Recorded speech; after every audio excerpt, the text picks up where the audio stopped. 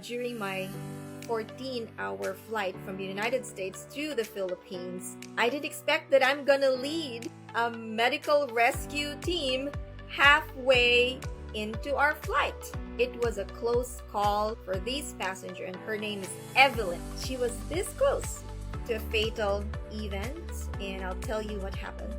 Just as I was drifting between awake and asleep, an overhead announcement startled me, and it said something like this: there is a passenger that needs medical attention. We are calling on any medical professional in this flight, a doctor, a nurse. Please approach our flight crew. So I introduced myself and said I was a doctor and know how I could help. I was sitting beside Evelyn. I was trying to get more information from her. I knew Evelyn was trying to say something, but she could not, get the words out of her mouth. When I figured she could actually follow simple commands, this is what I did. I asked her if she could squeeze my hand, and I figured if she could squeeze my hand, then I knew she could also give me a nod for a yes or no question. I started asking Evelyn, like, hey, Evelyn, are you on medications for diabetes? And she nodded like that. So that's a yes. And I ordered the nurse to check Evelyn's blood sugar. Do you know what was registered on the machine? There was no number on the screen of the blood sugar meter. There are 2 letters only. High level was so high that even the highest reading the machine is designed to measure, it surpassed it. She's having a stroke, and anytime could also have a heart attack. I thought that once Evelyn started complaining of shortness of breath and her airway was compromised, we're done. Hi, Lifestyle Changers! Welcome back to my channel, The Lifestyle Changer MD. I'm Dr. Adelita, and I like sharing stories of hope, giving personal tips and knowledge about health and wellness. And I love to empower you to take action in taking control of securing your physical and mental wellness by adopting a healthy eating and healthy lifestyle habits. So stick around, because today I cannot wait to share with you my recent experience that I think we'll be able to get a lot of lessons from. And the lesson we can draw from this experience is immense. And you know what? As this unfolded, I knew I needed to share this with you as soon as possible. This happened just a week ago. My very recent dramatic incident reminded me of the true essence of how living with chronic disease like hypertension and diabetes is much like being in a car that's hanging by the cliff. During my 14-hour flight from the United States to the Philippines, I didn't expect that I'm gonna lead a medical rescue team halfway into our flight. It was a close call for this passenger, and her name is Evelyn. She was this close to a fatal event, and I'll tell you what happened. But before that, I do want to mention, and this is very helpful too, for those of you who are traveling internationally and you want to stick on a healthy diet even while traveling and enjoying, just so you know, almost all international flights nowadays provide vegan meals, all right? Vegan options. This is something that most people don't know about, but this is important. When you're booking a ticket, it's not, we know it's not common for food options to come up, right? But here's the secret. After booking a ticket, go to that airline's website and then find their check-in in-flight menu. In-flight menu should have different options there, and vegan option is definitely one of them. Now, once you find that, call the airline customer service and tell them that you prefer a vegan meal. Okay? That's what I did. I mean, this time I flew using Philippine Airlines, and I what I like personally with Philippine Airlines is that it's a nonstop flight from United States to the Philippines, so there's no layover. It's a 14-hour straight flight. But one thing I really like about this airline is that they serve a food at least 4 hours in between. And for someone like me who follows a whole food plant based diet, we know that aside from the plant based food being packed with nutrients, we also know that it's a low caloric food. And so, to meet my daily caloric requirement, plant eaters like me need to eat more. Okay? So, yes, we do eat a lot more than than other people on a different diet. So fortunately, this airline serves two full meals and one snack in between. So this is what happened. For the first hour of the flight, they served my first meal. I had a savory mix of quinoa, of beans, scrambled tofu, and slices of kiwi and pineapple, and then I have a whole wheat bread. It was satisfying and really filled me up. And so after this fulfilling meal, I decided to sleep, and I slept soundly for maybe 3 hours, I think. And then when I woke up, I decided I'm gonna watch a feel good movie. And I did. And not long after, the flight attendant starts serving snacks, right? And I did get a very generous vegan snack. I relish on the multicolored sandwich. These like three slices of soft wheat bread layered with tomatoes, with spinach salad and minced spinach salad, and then juicy beets. So you can imagine the color combination, really, really attractive, and I think it's sexy. And anyway, I had two of that big slices of sandwich.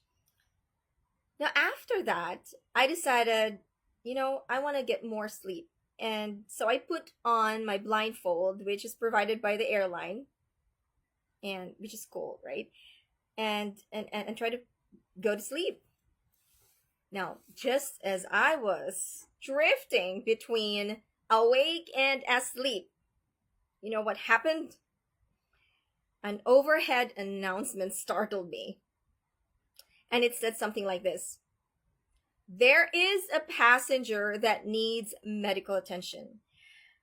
We are calling on any medical professional in this flight, a doctor, a nurse. Please approach our flight crew.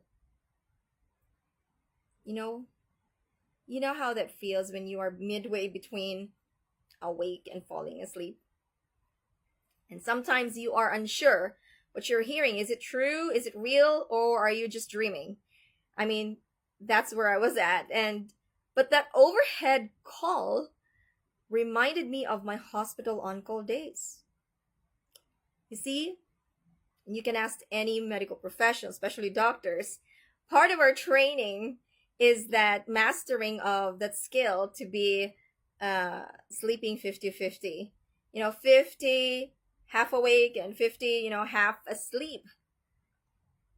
What does that mean? I was half, when you are in training, you have to master this skill of being half awake to hear the phone ring, or I need to be half awake to feel my pager vibrating, and half awake to at least hear the overhead announcement for a code blue.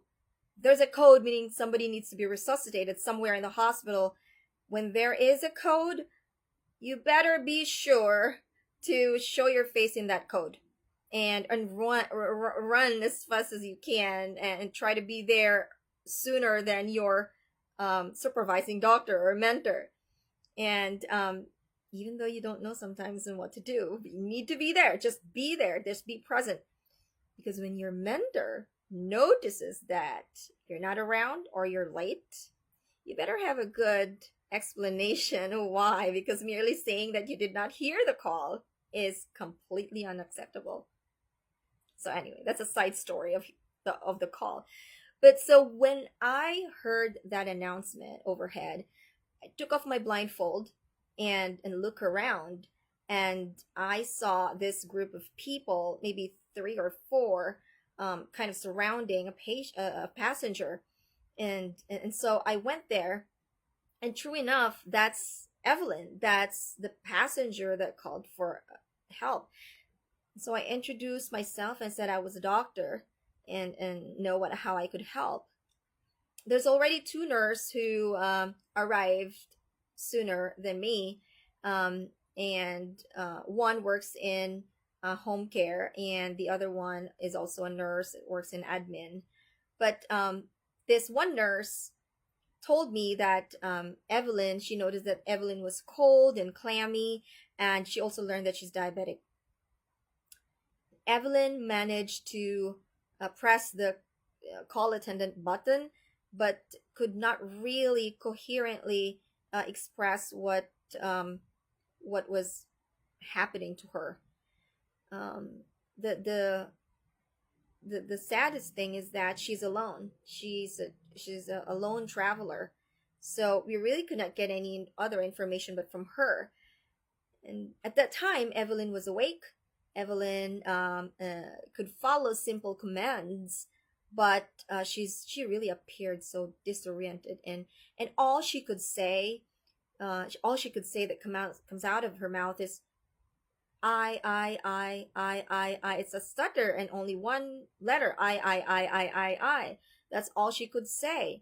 Um, there's no facial drooping, not slurred at all. I mean, not that it's really easy to say that, but because all she could say but is I, but she really appears so frustrated she could not say what she wanted to say. So this time, somebody insisted that Evelyn be given an orange juice. An orange juice because she's diabetic, and their concern is that she might be having low blood sugar. I was sitting beside Evelyn, and I was trying to get more information from her because again she's unaccompanied. But I knew Evelyn was trying to say something, but she could not, get the words out of her mouth. When I figured she could actually follow simple commands, this is what I did. I asked her if she could squeeze my hand with his left hand, left hand, and with her right hand, and she did. Um, and and I figured if she could squeeze my hand, then I knew she could also give me a nod for a yes or no question. I was really desperate to get more information because in my practice, I don't want to do anything that I'm not sure about or intervene when I don't know what's going on. So I started asking Evelyn, like, "Hey, Evelyn, are you on medications for diabetes?" And she nodded like that. So that's a yes, she's on medication. And then I asked, "Did you bring your diabetes medications?" And she nodded yes, right? And then I asked, "Is it in your bag? I mean, are these medications in your bags right now?" And then I was pointing to her carry-on bag, and and this is what she gave me. And that's a no, meaning she didn't have those medications with her. And so I asked the nurse to search her bag just to make sure, and true enough, we couldn't find any.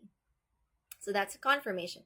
Now, at this point, that glass of orange juice, was passed along and right in front of me, and I made a hard stop hand signal, like, no, we're not giving her this.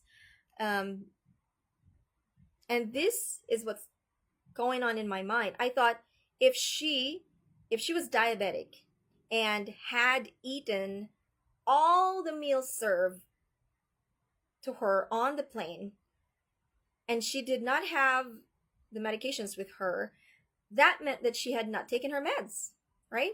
If she had not taken her meds and all she did was, eat, then I bet her blood sugar is high that rather than low. So I insisted that we hold off on that orange juice and we must check her blood sugar. Um, Unfortunately, the airline medical kit didn't have a blood sugar meter. But the person in front of Evelyn had one. So I ordered a nurse. She offered it to her. She offered it to us and said, go ahead and use my meter. And I ordered the nurse to check Evelyn's blood sugar. You won't believe this. Do you know what was registered on the machine? There was no number on the screen of the blood sugar meter upon checking Evelyn's blood. There are two letters only. These two letters are H, capital H and capital I. High, right? It's so high that means that Evelyn's blood sugar level was so high that even the highest reading the machine is designed to measure, it surpassed it. Evelyn's blood sugar level is so high that the machine could not read it because it surpassed the maximum reading that the machine could read. And most machines I know can only read or can only measure up to 500 milligrams per DL. Now, Evelyn's blood sugar could have been in the 600, 700, 800, 900, or even more than that. And to give you a perspective, if you are 2 hours after a meal, normally your blood sugar is below 140. Normally. Okay? So hers was dangerously high enough to cause her the symptoms. I mean, really. But I also could not rule out stroke at that time because of her inability to speak. And oh, by the way, her blood pressure 220 over 110. Normal 120 over 80. And her heart rate was 120 beats per minute. Normal 60 to 100. This time I have more information and I began to feel so worried. But the airline staff kept telling me that they have a medical kit. They have some medications on board, but still they could not give me anything because they have to do the protocol of calling the on-base medical, doctor. But I feel that it's very crucial to give Evelyn the medicines right away. I mean, she's having a stroke, and anytime could also have a heart attack. I thought that once Evelyn start complaining of shortness of breath and her airway was compromised, we're done. Evelyn needed the medicines immediately, and I needed to get her blood pressure down, need to get her blood sugar down before anything else worse could happen. So the nurses and I decided, you know what, we need to ask around. You need to ask other passengers if they had insulin and or blood pressure medications, and we did. And one of the passenger said she had insulin, and another passenger said, yeah, I do have 2 blood pressure medicines. Do you know where these 2 passengers were seated? It feels now like, looking back, it feels like they were put there at the right place at the right time. You won't believe it.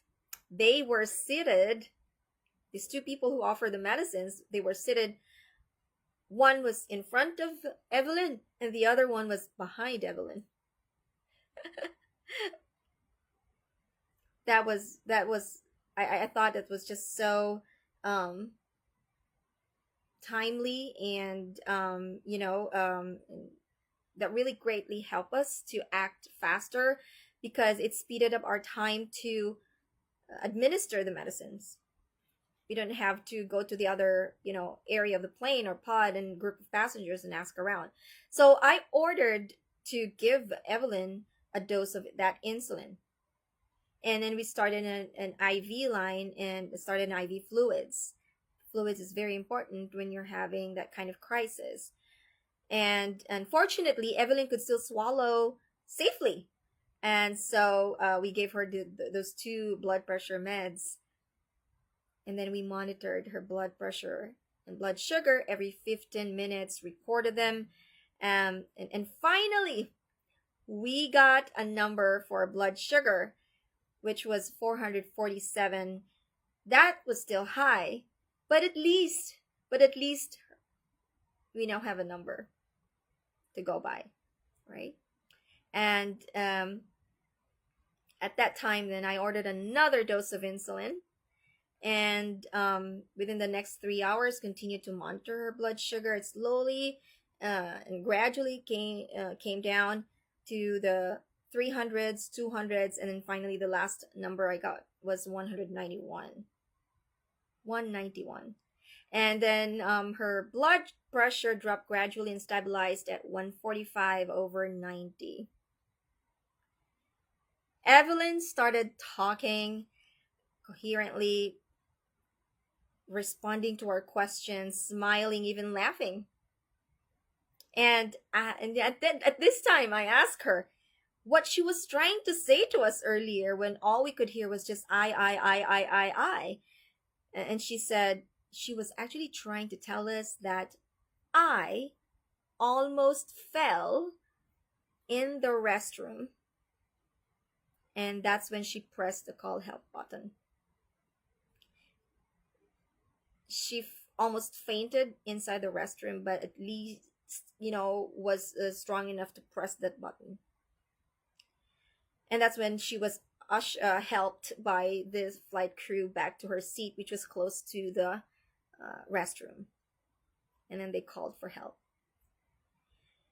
I've already assisted a couple of medical emergencies in on flight, but this one is, I think, the most serious. It was a tense situation.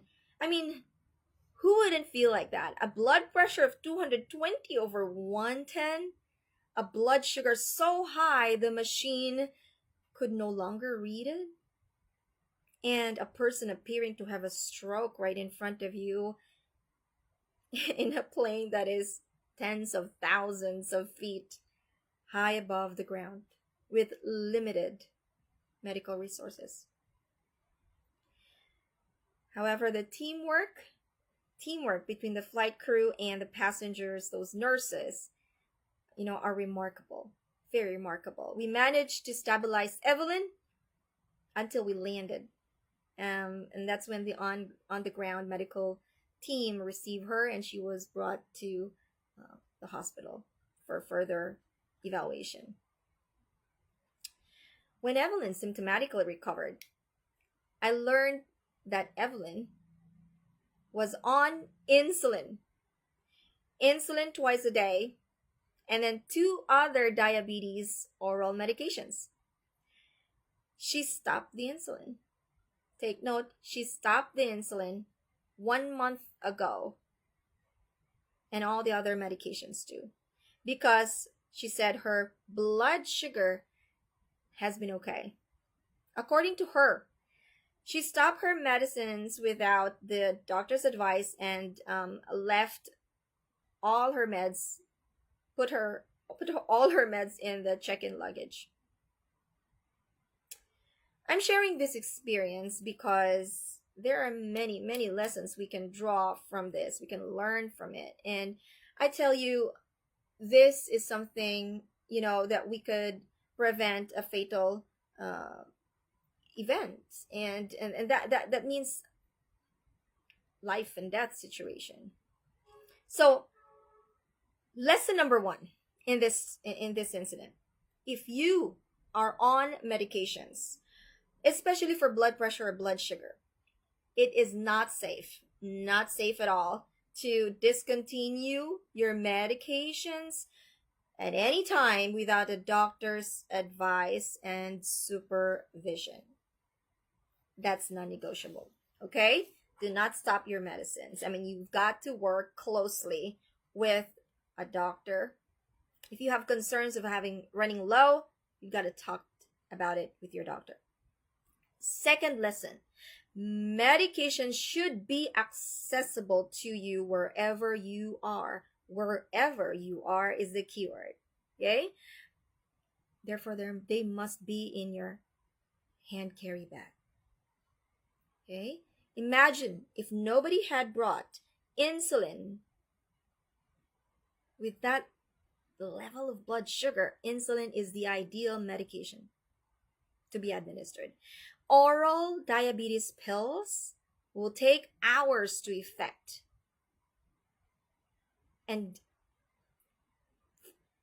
frankly, Evelyn may not have time to wait. Okay? So, not only will you not stop your medicines, your medication should be with you wherever you are. Number three, third lesson we can draw from this: you have to bring your monitoring device. If you are on blood pressure meds, then you have to bring a blood pressure meter. There's a digital wrist type meter that's not so big, right? It's very handy. Just at least that one. Now, if you're a diabetic and especially on medications, all the more you have to also bring your blood sugar meter. Imagine if Evelyn had been given a glass of orange juice based on an assumption or a simple guess, a gut feeling that her blood sugar was low. It turned out it was the opposite, right? It was so high that the machine couldn't even read it. Let's say her blood sugar at the time was in the 600s, and she ended up drinking an orange juice, a glass of orange juice. That could have shot up her blood sugar to what? 900s. Easy. Stroke and heart attack could have been facilitated so quickly just because of that intervention that wasn't verified by a specific number. All because they do not have a checking device. Now remember, we cannot rely on symptoms alone because high and low blood sugar symptoms can be the same. Okay? The same is true with high and low blood pressure symptoms too. Do not treat blood pressure and blood sugar based on assumption. You have to have a number. And for you to have the number, you have to have your device. So lesson number 3, bring your monitoring device with you, not just medications, okay? So the safest way to do is always to check. Get the numbers. Hence, bring your monitoring device. Okay? Now, those are the 3 lessons that are very valuable. Remember, diabetes and hypertension are 2 of the most common chronic diseases that is very common worldwide. And both of them, either standalone or both, can cause heart attack or stroke. And stroke. So, I mean, these heart attack and stroke can kill a person in just a matter of minutes, right? So it's really fatal. So if you want to learn more about these conditions, know how to take control so you can reduce your medications if you want that, and potentially reverse these chronic diseases so you can get off medicines and live a happier, worry-free life, I invite you to watch my videos. I have a video on hypertension entitled the Silent Killer. I also have a video on diabetes. Why do we develop type 2 diabetes? I hope you'll watch them. This video today is is a very beneficial, very beneficial for those who can, especially those who are traveling, right? So if you know of anyone who could be vulnerable to a situation like Evelyn's, please pass this video along to them, because this is not just something that you can watch on TV or in movies. It does happen, and it did happen recently, very recently. Increasing awareness is very crucial. That's why I'm doing this video, as I would not want anyone else to experience the same. Thank you for watching, everyone. Remember to subscribe and visit my website, www.theplanedelita.com. Subscribe so you'll be able to get my newest newsletter and health tips and more. I look forward to connecting with you again next week. Bye for now.